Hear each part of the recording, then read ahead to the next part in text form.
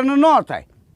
એક ડોશીમાં બીમાર, 3 દીકરા, દીકરાની ઘીરે દીકરાની વહુ ફળાકા મારે, કોઈ ધ્યાન ન દે.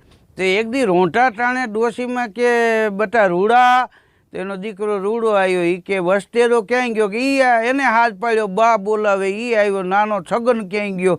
એ આવ્યો. 3 દીકરાની વહુ આવીને દીકરાના દીકરા આવ્યા ને ડોશીના ખાટલા પાસે આંટો ફરી ગયા. બોલો બા. તો કે બટા હંપીને રહીજો, હવે મારું કાંઈ નક્કી નથી અને હું મરી જાઉં ને પછી એ કે તમે આ પટારામાં પડ્યું છે ને એ હંપીને લઈ લેજો. ત્યાં તો છોકરાની વહુ પગ દાબવા માંડે ને એ કે મોંઘી ક્યાં કે હું બા હારું થોડોક શીરો બનાવું.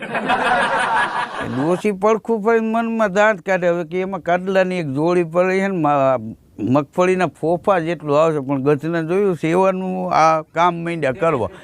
મૂળ આની પાસે કાંઈક છે એટલે જાદવ